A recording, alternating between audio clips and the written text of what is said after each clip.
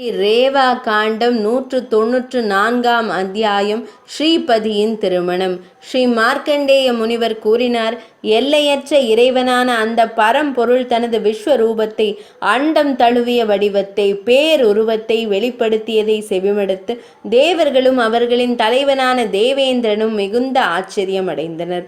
தாமரை போன்ற திருமுகத்தை கொண்ட பேரழகியான அப்சரசான ஊர்வசியை கண்டதும் அரச பெருமிதத்துடன் இருந்த தேவேந்திரன் ஆச்சரியமும் திகைப்பும் அடைந்தான். அவன் பதிலுக்கு எதுவும் கூறாமல் மௌனமாக இருந்தான். இவ்வாறு நாராயணரின் செயல்கள் அன்றைய முக்கிய செய்தியாகின. நாராயணரின் அந்த பிரம்மாண்டமான விஸ்வரூபத்தை, பேருருவத்தை குறித்து செவிமடுத்த பிருகுமுனிவரின் குலத்தில் தோன்றிய லக்ஷ்மி தேவி ஆச்சரியமடைந்து இவ்வாறு சிந்தித்தாள். எந்த வழியில் இந்த நாராயணன் என் கணவராக கிடைப்பார்? விரதங்கள், தவம், தானம் அல்லது சில கட்டுப்பாடுகள் மூலமா, அல்லது முதியவர்களுக்கு பணிவிடை செய்வதன் மூலமோ, அல்லது தேவர்களை வழிபடுவதன் மூலமோ இது சாத்தியமா? யுதிஷ்டிர மன்னரே, அந்த பெண் இவ்வாறு சிந்திப்பதை அறிந்த சதி தேவி, சிவனாரின் துணைவி, அவளிடம் கூறினாள், கடுமையான தவத்தின் மூலமே சங்கரனார் சிவன் எனக்கு கணவராக கிடைத்தார். அதே போல காயத்ரி தேவிக்கு பிரஜாபதியான பிரம்மதேவர் கிடைத்தார். மற்ற பெண்களும் அவ்வாறே தாங்கள் விரும்பிய கணவர்களை அடைந்தனர். சிறந்த விரதங்களை கடைபிடிக்கும் பெண்ணே, தவத்தின் மூலமே நீ உன் கணவனை அடைய இயலும். எனவே நீ விரும்பும் அனைத்தையும் பெற்றுத்தரும் வகையிலான ஒரு பெரிய மற்றும் கடுமையான தவத்தை செய்வாயாக. ஸ்ரீ மார்க்கண்டேய முனிவர் கூறினார், எதிரிகளின் நகரங்களை வென்றவனே, லக்ஷ்மி தேவி கடலின் எல்லை பகுதிக்கு சென்று மற்றவர்களால் மேற்கொள்வதற்கு மிகவும் கடினமான ஒரு விரிவான தவத்தை நீண்ட காலம் மேற்கொண்டாள். அவள் 1000 தேவ ஆண்டுகள் வரை ஒரு விளக்கு கம்பத்தை போல அசையாமல் நின்றாள். அதன் பின்னர் சங்கம், சக்கரம் மற்றும் கதாயுதம் ஏந்திய தேவேந்திரனும் பிற தேவர்களும் அவளுக்காக அங்கு சென்றனர். அவர் தேவர்களிடம் விரைந்து சென்று பகவான் ஸ்ரீ மகாவிஷ்ணுவின் பேருருவத்தை, பேரண்ட வடிவத்தை வெளிப்படுத்துங்கள் என்று கூறினார். அதனால் கூச்சமும் கலக்கமும் அடைந்த தேவர்கள் நாராயணரிடம் சென்று, எங்களால் அந்த பேருருவத்தை வெளிப்படுத்த இயலவில்லை என்று கூறினர். அதன் பின்னர் அவர்கள் தங்கள் விருப்பப்படி அங்கிருந்து சென்றனர். பகவான் ஸ்ரீ மகாவிஷ்ணு இவ்வாறு சிந்திக்கலானார், அந்த அழகிய மங்கை அங்கு ஒரு பயங்கரமான வடிவத்தில் இருக்கிறாள். பார்கவியான அவள் தன் உடலை வருத்தி தவம் புரிகிறாள். எனவே நான் அவளிடம் செல்வேன். அவளுக்கு வேண்டிய வரத்தை அளித்த பின்னர் மீண்டும் ஒரு முறை தவம் மேற்கொள்வேன். அல்லது தேவர்களோ தானவர்களோ சாதாரணமாக காண முடியாத பகவான் ஸ்ரீ மகாவிஷ்ணுவின் பேருருவத்தை மீண்டும் ஒரு முறை வெளிப்படுத்துவேன். ஸ்ரீ மார்க்கண்டேய முனிவர் கூறினார். பின்னர் ரிஷிகேசர் பகவான் ஸ்ரீ மகாவிஷ்ணு கடலின் கரையில் தங்கியிருந்த ஸ்ரீ தேவியிடம் சென்றார். அவர், அழகிய மங்கையே, நான் உன்மீது மகிழ்ச்சி கொண்டுள்ளேன். உனக்கு விருப்பமான வரத்தை தேர்ந்தெடுத்து கொள்வாய் என்று கூறினார். ஸ்ரீதேவி கூறினாள், ஜனார்த்தனரே, பாவமற்றவரே, உன்னை சரணடைந்து உனக்கே என்னை அர்ப்பணித்திருக்கும் என் மீது நீர் மகிழ்ச்சி அடைந்திருந்தால் தேவமங்கைகள் கண்ட அந்த வடிவத்தை எனக்கு காட்டியருள்வீராக. கேசவா, உயிரினங்களை படைத்தவனே, உமது பேருருவம் எல்லையற்றது. பகவான் ஸ்ரீ மகாவிஷ்ணுவே, அது உண்மை என்றால் கந்தமாதன மலையில் தாம் மேற்கொண்ட தவத்தின் விவரங்களை எனக்கு கூறுவீராக. என் கண் முன்னே இப்போது தெரியும் இந்த வடிவத்தில் எனக்கு சிறிதும் திருப்தி இல்லை. பகவான் ஸ்ரீஹரியின் மீதான என் மனதின் பற்றை அவர்கள் அறிந்திருந்தும் பல யக்ஷர்களும் ராட்சதர்களும் தங்கள் மாயாஜால வித்தைகளை பயன்படுத்தி என்னை அடைய முயன்றனர். அவர்கள் 4 கரங்களையும் சக்கரத்தையும் ஏந்திய பகவான் ஸ்ரீ மகாவிஷ்ணுவின் வடிவத்தை மேற்கொண்டனர். ஆனால் பேருருவத்தை வெளிப்படுத்த இயலாததால் அவர்கள் அனைவரும் மிகுந்த கூச்சத்துடனும் ஏமாற்றத்துடனும் அங்கிருந்து சென்றனர். ஸ்ரீ மார்க்கண்டேய முனிவர் கூறினார், அவள் அவ்வாறு கூறியதும் சங்கம், சக்கரம் மற்றும் கதாயுதம் ஏந்திய அந்த வடிவத்தை கைவிட்டு தேவர்களால் போற்றப்படும் பகவான் நாராயணர் முன்னரே குறிப்பிடப்பட்ட அந்த பிரம்மாண்டமான விஸ்வரூபத்தை, பேருருவத்தை வெளிப்படுத்தினார். அதனை காட்டிய பின்னர் பாஞ்சராத்திர நூலின் விதிமுறைகளுக்கு ஏற்ப அவர் பின்வருமாறு கூறினார். எவன் ஒருவன் என்னை எப்போதும் வழிபடுகிறானோ அவனே வழிபட தகுதியானவன் ஆவான். வழிபடப்பட்ட பின்னர் அவன் செல்வம், தானியம் மற்றும் அனைத்து விதமான இன்ப நுகர்வுக்கான சாதனங்களையும் பெறுவான். பிரம்மச்சரியமே அனைத்து புண்ணிய செயல்களுக்கும் அடிப்படையாகும். எனவே மூல ஸ்ரீபதி, மூலமான ஸ்ரீயின் கணவர் என்ற பெயருடன் நான் அங்கு வீற்றிருப்பேன். மூல ஸ்ரீ என்பவள் பிராமி என்று அழைக்கப்படுகிறாள். அவள் பிரம்மச்சரியத்தின் வடிவமாக திகழ்கிறாள். அவள் புண்ணியம் மிக்கவள், யோகத்தின் உருவம், மங்களகரமானவள் மற்றும் அனைத்து பாவங்களையும் அழிப்பவள் ஆவாள். உயிரினங்களுக்கு வரங்களை அருள்பவளே. நான் அவளுடைய தலைவனும் கணவனும் ஆவேன். விரதங்களையும் கட்டுப்பாடுகளையும் முறையாக கடைபிடித்து ரேவா நதியின் நீரில் நீராடி மூல ஸ்ரீபதியாகிய என்னை வழிபடும் ஒரு மனிதன் தான் விரும்பிய பலனை அடைவார். நர்மதை நதியின் நீரில் நீராடும் மனிதனுக்கு மிகுந்த புண்ணிய பலனானது கிடைக்கப்பெறும். அன்பிற்குரியவனே, அங்கு அவன் தானம் மற்றும் மகாதானம், சிறப்பு தானம் ஆகியவற்றை செய்தால் வேறு இடங்களில் செய்வதை விட 1000 மடங்கு அதிக புண்ணியத்தை பெறுகிறான். அப்பகுதியில் அது உன்னால் காணப்பட்டது, முழுமையாக புரிந்து கொள்ளப்பட்டது. இதனை போற்றி வழிபடுவதன் மூலம் நீங்கள் நிச்சயமாக உன்னதமான விருப்பங்களை அடைவீர்கள். தேவர்களின் தேவியே, உலகியல் வாழ்வு எனும் கடக்க முடியாத காட்டில் சிக்கி தவிக்கும் தேவர்களாலும் கூட அடைய முடியாததாக இருப்பினும் சரி, உங்களுக்கு விருப்பமான ஒரு வரத்தை தேர்ந்தெடுங்கள். மகாதேவியே, ஸ்ரீ கூறினார்.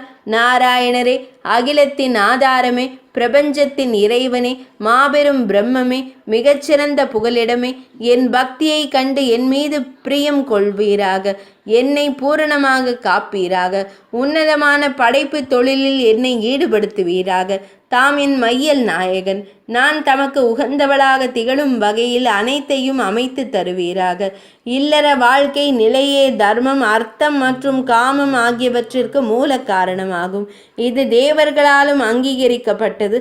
அந்த புண்ணியமிக்க ஆசிரமத்தை, வாழ்க்கை நிலையை ஏற்றுக்கொண்டு நலம் பயக்கும் சடங்குகளில் என்னை ஈடுபடுத்துவீராக. நாராயணர் கூறினார். அழகிய பெண்ணே, தாம் நாராயணா என்ற சொல்லை உச்சரித்து என்னை அழைத்தால், என்னிடம் சரண் அடைந்தால் இங்கு என் பெயர் நாராயணகிரி என்று விளங்கும். நாராயணரை நினைவு கூறும் போதே கோடிக்கணக்கான பிறவிகளில் சேர்த்த பாவங்கள் அழிந்து போகின்றன. பாவங்களை விழுங்குவதால், அழிப்பதால் இது கிரி என்று அழைக்கப்படுகிறது. அனைத்தையும் தாங்கும் அந்த கிரி மலை அனைத்து மலைகளுக்கும் அரசனாக திகழும்.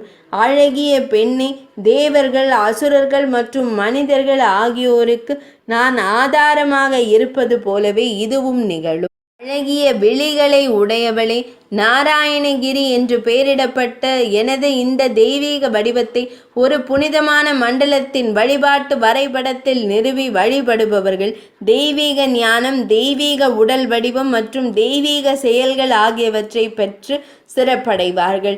அவர்கள் தெய்வீக இன்பங்களை நுகர்ந்தவாறே தெய்வீக உலகத்தை அடைவார்கள். ஸ்ரீ மார்க்கண்டேய முனிவர் கூறினார். அவர்கள் இவ்வாறு உரையாடி கொண்டிருந்த போதே தேவேந்திரனை தலைவராக கொண்ட தேவர்களும் சிறந்த முனிவர்களும் கடலோரத்தில் உள்ள அந்த வனப்பகுதிக்கு வந்தனர். அவள் பிருகு முனிவரின் மகள் என்பதை அறிந்த தேவேந்திரன் நாராயணர் விரும்பிய அந்த விஷயத்திற்காக அவரிடம் வேண்டுகோள் விடுத்தான். அறநெறி தவறாத பிருகு முனிவர் அவளை மகிழ்ச்சியுடன் அவனுக்கு திருமணம் முடித்து தந்தார். தர்மதேவன் சாஸ்திர விதிமுறைகளின்படி திருமண சடங்குகளை நடத்தினார். மன்னரே, தேவர்களின் நலனை கருத்தில் கொண்டு தேவர்களின் தலைவனுக்கான திருமண சடங்குகளை அவர் முறைப்படி நடத்தினார். யுதிஷ்டிரர் கூறினார். தர்மதேவன் விதிமுறைகளின்படி திருமண சடங்குகளை நடத்தினார் என்று தாங்கள் கூறினீர்கள். அந்த விதிமுறை முறைமை என்ன? பிருகு முனிவர் வழங்கிய தட்சிணை காணிக்கை என்ன? அந்த திருமணம் என்னும் யாகம் எப்படி நடைபெற்றது? ஸ்ருக் மற்றும் ஸ்ருவம் யாக கரண்டிகள் மற்றும் பாத்திரங்கள் ஆகியவற்றை ஏந்தியவர் யார்? சிறந்த பிராமணரே, அதில் ருத்விக்குகள், யாகம் நடத்துபவர்கள் மற்றும் யாக சபையின் உறுப்பினர்களாக இருந்தவர்கள் யார்? அதில் அவபிரத ஸ்நானம், யாக நிறைவு நீராடல் நடைபெற்றதா? அனைத்தையும் விரிவாக கூறுங்கள். உங்கள் சொற்களாகிய அமிர்தத்தை அருந்தியும் என் மனம் இன்னும் முழுமையாக நிறைவடையவில்லை. ஸ்ரீ மார்க்கண்டேய முனிவர் கூறினார், நாராயணரின் திருமணம், அந்த இறைவனின் யாகம், தவம் மற்றும் அவரது பரிபூரணமான நன்னடத்தை ஆகியவற்றின் சிறப்புகளை விவரிக்க பிரம்மதேவராலோ அல்லது பரமேஸ்வரனாலோ கூட இயலாது. யுதிஷ்டிர மன்னரே, ஆயினும் நான் அதை குறித்து பொதுவாக விவரிக்கிறேன், கவனத்துடன் செவிமடுப்பீராக. அங்கே பிரம்மதேவரும் 7 முனிவர்களான சப்த ரிஷிகளும் ஸ்ருக் மற்றும் ஸ்ருவம் ஆகியவற்றை ஏந்தியிருந்தனர். மன்னரே, அவர்கள் யாக தீயில் ஹோமங்களை செய்தனர். கடல்களுடன் கூடிய இந்த பூமியே அந்த யாக வேதியாக, யாக மேடையாக அமைந்திருந்தது. சிறந்த மன்னா, கடல்கள் பிரம்ம ரிஷிகளுக்கு ரத்தினங்களை வழங்கின. தனதன் குபேரன் அனைத்து பிராமணர்களும் விரும்பியபடியான தட்சிணையை, பரிசு பொருளை வழங்கினான். விஸ்வகர்மா அனைத்து வகையான ரத்தினங்களும் பதிக்கப்பட்ட அற்புதமான இல்லங்களை அமைத்து அவற்றை தேவர்களின் மகிமை மிக்க இறைவனுக்கு காட்டினார். பின்னர் மகா மன்னரே, அங்கு கூடியிருந்த பல்வேறு பிராமணர்களிடம் தாங்கள் விரும்பியதை தேர்ந்தெடுக்குமாறு சதக்ருது தேவேந்திரன் கூறினார். அவர்கள் சௌனகர் முதலானோர், ஆஷ்கலர்கள், சாகலர்கள் மற்றும் காபிஷ்டலரை தலைவராக கொண்ட ஆத்ரேயர்கள் ஆகியோர் ஆவர். அற்புதமான பல வகை ரத்தினங்களை கண்ட அவர்கள் தேவாதி தேவனிடம் இவ்வாறு கூறினர், தேவர்கள் மற்றும் முனிவர்களின் இந்த ஒன்றிணைந்த சபை மிகவும் புண்ணியம் வாய்ந்தது. தேவர்களின் இறைவனை, நாங்கள் இந்த புண்ணிய சபையிலேயே என்றென்றும் தங்கி இருக்க விரும்புகிறோம். அதற்கு சதக்ருது மீண்டும் கூறினார், நீங்கள் அனைவரும் உண்மையான தர்மத்தில் ஈடுபட்டிருக்கும் வரை உங்கள் விருப்பப்படி இங்கேயே வசிக்கலாம். ஸ்ரீ மார்க்கண்டேய முனிவர் கூறினார், அரசர்களுள் புலி போன்றவரே, அந்த யாகத்தில் ஆகுதிகளை செலுத்திய புரோகிதர்கள் யார் என்று நாம் எழுப்பிய வினாவிற்கு விடையாக நான் அதனை விவரிக்கிறேன், கவனத்துடன் செவிமடுப்பீராக. சனத்குமாரரை தலைவராக கொண்டவர்களே சதஸ்யர்கள், யாக சபையின் உறுப்பினர்கள் ஆவர். அத்ரி, அங்கிரசு மற்றும் மரீச்சி முனிவர்கள் ஆகியோர் உத்காதாக்களாக, சாமவேத மந்திரங்களை இசைப்பவர்களாக பணியாற்றினர். தர்மரும் வசிஷ்டமா முனிவரும் ஹோதாக்களின் வேத மந்திரங்களை ஓதுபவர்களின் பணியை செய்தனர். முனிவர் சனகர் பிரம்மாவாக யாகத்தின் தலைமை புரோகிதராக இருந்தார்.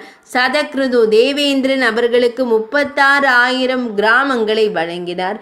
இறைவனையே அனைத்தையும் செய்து முடித்தார். அதனால் லக்ஷ்மி தேவி அன்னை தன் கணவருடன் இணைந்தாள். பிரம்மதேவர் ஹோமம் செய்து கொண்டிருந்த பொழுது அவரை சுற்றி அமர்ந்திருந்த தேவர்களுக்கு அவருடைய நெற்றி பகுதி தெரிந்தது. அத்தகைய காட்சி சாத்தியமான அந்த பகுதி லலாட தேசம் என்று அழைக்கப்படுகிறது. அந்த இடம் ஸ்ரீபதியின் திருமாலின் புண்ணிய தலமாக மாறியதுடன் தேவர்களாலும் முனிவர்களாலும் நாடப்படும் இடமாகவும் திகழ்ந்தது. அது அற்புதங்கள் நிறைந்ததும் தெய்வீகமானதும் மிகுந்த ஆற்றல் வாய்ந்ததும் ஆகும்.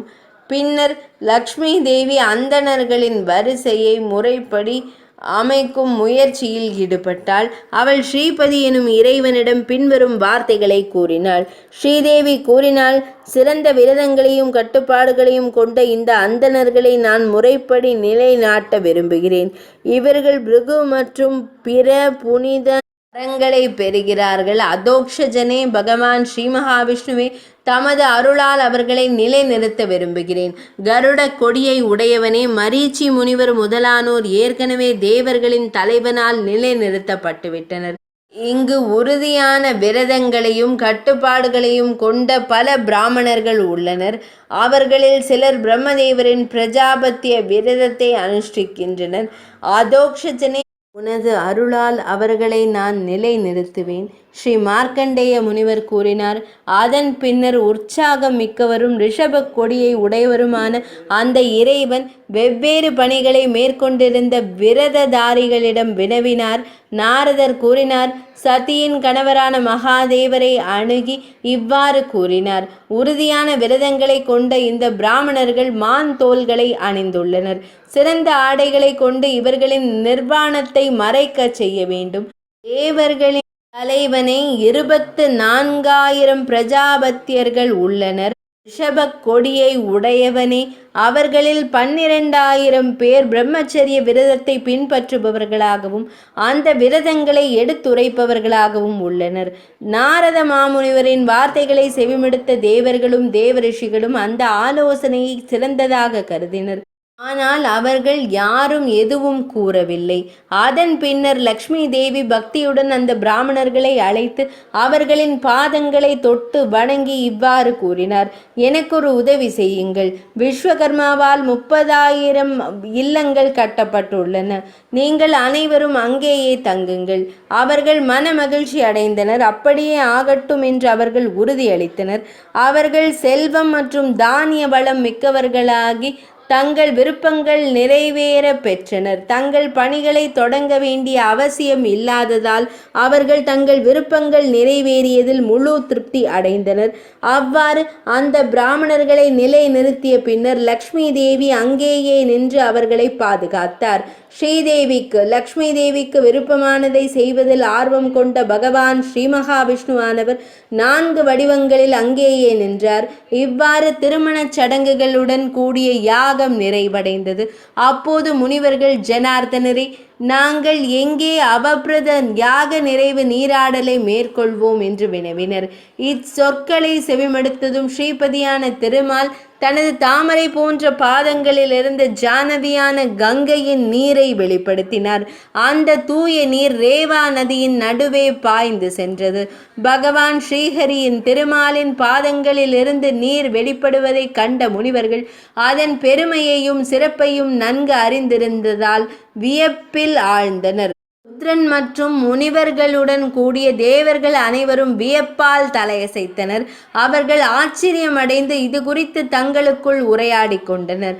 முனிவர்கள் கூறினர்: சம்புமூர்த்தியே, சிவபெருமானே, பகவான் ஸ்ரீ மகாவிஷ்ணுவின் தாமரை போன்ற பாதங்களிலிருந்து திடீரென வெளிப்படும் இந்த நீர் என்னவென்று எங்களுக்கு கூறுங்கள். இது மிகவும் வியக்கத்தக்கதாக உள்ளது. ஈஸ்வரனார் கூறினார்: தேவர்களே, இது பகவான் ஸ்ரீ மகாவிஷ்ணுவின் பாதங்களிலிருந்து வரும் நீர் என்பதை நான் நன்கு அறிவேன். இதில் நீராடுவது 10 அஸ்வமேத யாகங்களுக்கு பிறகு செய்யப்படும் அவாபிரத ஸ்நானத்தை யாக நிறைவு நீராட விட சிறந்த பலனை தரக்கூடியது. ஸ்ரீபதி திருமால் உங்களுக்கு போற்றத்தக்கவர். உங்களுக்கு அஸ்வமேத யாக நிறைவு நீராடல் எப்படி கிடைக்கும்? எனவே உங்களுக்காகவே அவர் விரைவாக இந்த கங்கை நீரை உருவாக்கினார். தேவாதி தேவரே, இங்கு புனித நீராடுவதால் கிடைக்கும் பலனை முழுமையாக விவரிக்க எவராலும் இயலாது. எனவே இது குறித்து மேலும் பேசுவானேன். ஸ்ரீ மார்க்கண்டேய முனிவர் கூறினார்: சிறந்தவரே, பரதகுலத்தில் தோன்றியவர்களுள் காளை போன்றவரே, மன்னரே. இவ்வாறு கூறிய பின்னர் மகேசனாரை தலைவராக கொண்ட தேவர்கள் புனித நீராடிவிட்டு தாங்கள் வந்த வழியே சென்றனர். அதன் பின்னர் மன்னரே, அனைத்து பிராமணர்களும் அந்த தேவ தீர்த்தத்தில், பாவங்களை போக்கும் அந்த தீர்த்தத்தில் நீராடிவிட்டு தங்கள் இல்லங்களுக்கு திரும்பி 194ஆம் அத்தியாயம் இனிதே நிறைவடைந்தது.